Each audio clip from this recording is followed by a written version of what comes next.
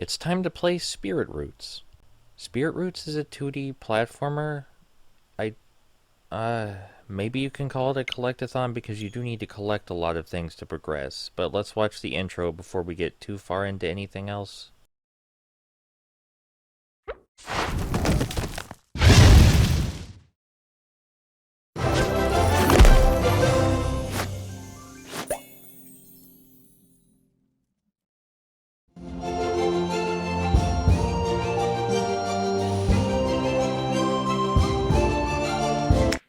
No one remembers why the wars were fought. Most who would know have already died off. All of the planetary races were endangered. Before the mass extinction and the collective war, there was a treaty, an agreement between races. They were to live separately in peace on a planet forged from the destroyed remnants of their homes. This peace lasted thousands of years. They had all built new homes and lives in their separate borders. Then came the calamity. The planet broke apart. Now you must violate the treaty and cross forbidden borders to return to your family. You need to return home, no matter what.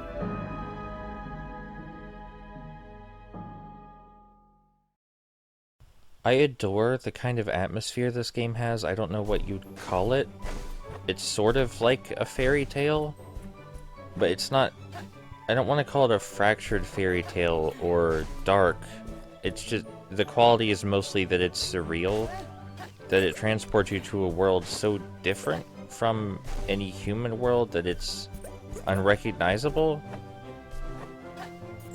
I really like it. I like the art style.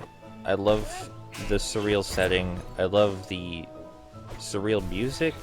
Surreal is a good word for this game. Our unnamed Mr. Swordsman is some sort of patchwork creature, and there's this farming region of the planet. Continent, with farming robots, and the backgrounds, it's just such a different world from anything resembling reality. We're gonna be skipping around to the stages I think are most interesting in the first world. And we should probably actually talk about what the game's like. So, the game is a traditional 2D action platformer. You can jump, you can run, you can shoot, and you can swing your sword. And that's really all you need to do. You also have a very, very lenient ledge grab. Very thankful for the lenient hitbox on the ledge grab. There are 3 objectives in any given level. The first objective is to get to the end, the secondary objective is to defeat all the enemies, and the third objective is to collect all of these little spirit droplets. I don't know what they're called exactly. Maybe the end results screen of the levels tell you.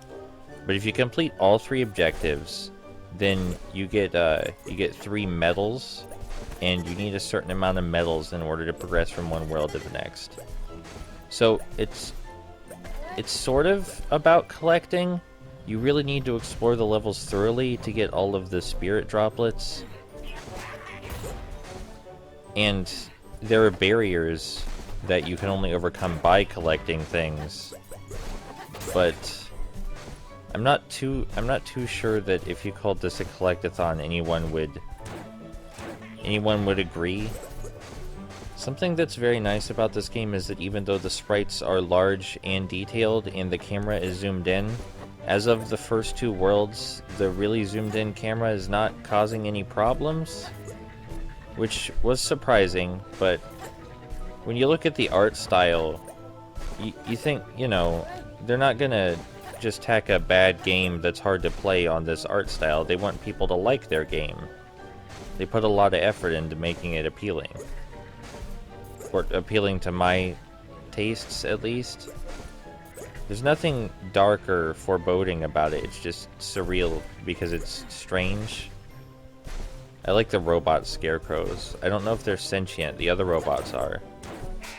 So you're supposed to raise this elevator for this section and ride it to the top, but instead you can just platform all the way up, which I think is better because we have to kill all the enemies on the way up anyway. And this is an easier way to kill all the enemies. Something about this game feels relaxing and approachable, and I'm not sure what. It's not easy, but it's also not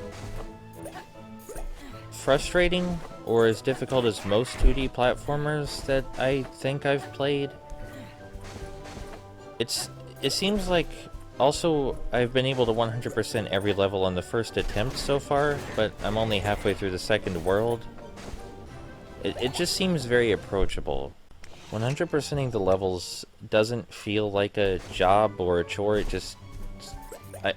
I couldn't actually imagine playing the game without trying to 100% the levels. As soon as I started playing, the way the game felt and the way it looked just made me want to 100% the levels, and none of the design has been bothersome. As far as combat goes, there's two types of enemies in the first world. There's the guys with rakes that will throw their rakes at you. You can shoot them or slice them. And then there's the bigger farmers that you can only slice. This seems like it would be a good game to stream for someone, because streaming is inherently difficult because you have to pay a lot of attention to what you're doing in a live setting, and that can be hard. But this game, everything about it just feels natural to me when I play it. And someone else, it'll probably be the case for them too, so this might be a good game for people to stream. The robot farming continent has magic beans that grow trees. It doesn't seem to be in the other worlds. I like that that's kind of world building, but also a mechanic. There haven't been any cutscenes aside from the intro cutscene so far. I'm not sure there needs to be. The world building and story can probably be done through the environments. The environments are very nice. I haven't noticed anything in the way of glitches, which is a little bit of a concern for indie 2D platformers sometimes.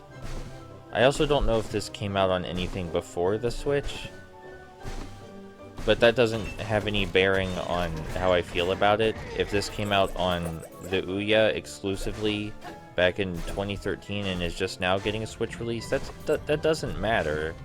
It's still fun. It shouldn't matter where the game comes from.